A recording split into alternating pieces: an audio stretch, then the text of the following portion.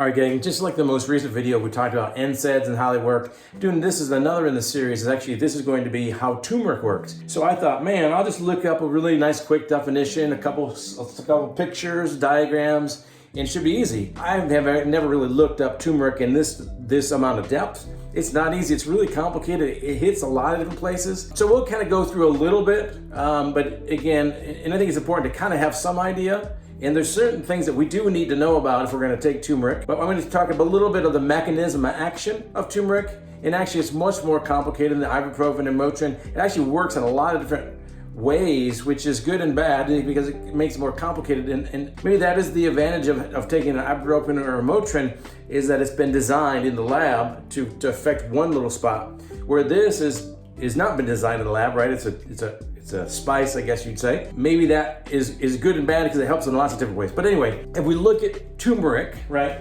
Turmeric, the active ingredient is curcumin, and curcumin is actually can be ingested lots of ways. We ingest in pills, right? Ingest in the supplement that we have. We have curcumin in here, or you can take it by actually eating turmeric.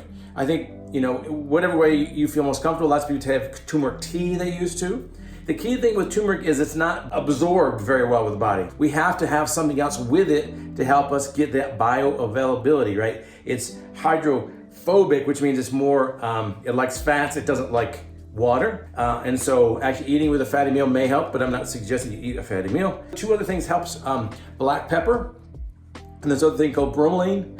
They both actually help the absorption of turmeric. So again, in my supplement, this is not a cheap, selfless plug, maybe it is, but anyway, in here we have both the black pepper and the bromelain, as well as glucosamine convertin, which is a different thing, that glucosamine and convertin, which is a different thing. So we need to have something with the turmeric so it can get into the body, can get into the gut, get into the system, so it'll help us out, okay? So once the turmeric is in there, the curcumin is in there, it actually affects a lot of different ways. And this is really just talking about the anti-inflammatory pathway, because there's other pathways that we're talking about that may even be helped with diabetes, with GI stuff, with cancer. So I'm not going to go into that because it's beyond my expertise. Apparently this is beyond my expertise too, but anyway, I'll tell you the general idea, right? So we get the curcumin coming in, and what it does, it affects this thing, this is called reactive oxygen species, ROS. So ROS is bad, right? There's oxygen species we call free radicals. Free radicals are not good, which free radicals actually help destroy things. And so we want to soak up all those free radicals.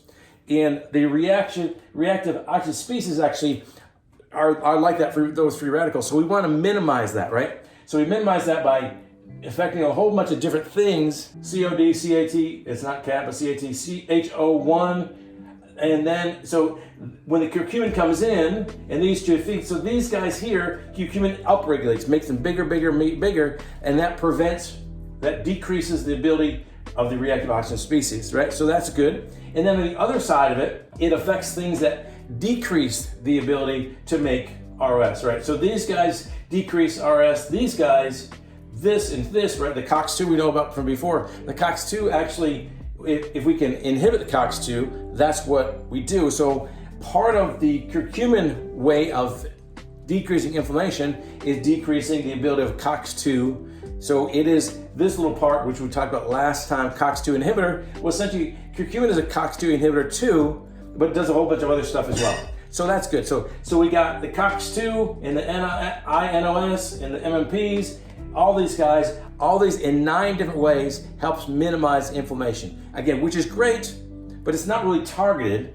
So it also comes with its own subset of concerns, because it's not like it just hits one part.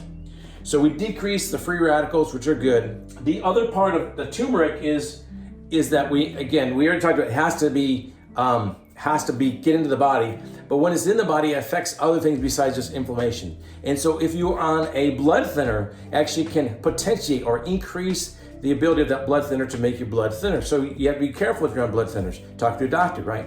If you have GI medicine you take for acid, it may affect them. So we want to make sure that you're talking with your doctor. If you're on GI medicines, what could turmeric do? And lastly, in diabetes, it may be helpful for diabetes. So in diabetes, we want to make sure we don't take too much turmeric, because if we do that, then we actually could lower your blood sugar too much. There are conditions that you want to make sure that you don't just take turmeric willy-nilly because it can affect them. And so just because it's a herb, just because it's something that's in nature, doesn't mean it can't be powerful, and it doesn't mean it can't be harmful too. So make sure you check with your doctor if you want to take turmeric, that it's okay if you have blood thinners or diabetes or GI stuff. And again, and make sure if you're going to take the turmeric, make sure you take it along with black pepper or bromelain to help improve the absorption. Because if you just take turmeric plain, probably most of it's just getting flushed out of your system. So I hope this helps. Again, really complicated, lots of different ways it helps. Make sure you subscribe. Give me comments on what you think about this video. Is it too much? Is it too complicated? Is there something else you'd rather me talk about besides this? And we'll continue to create content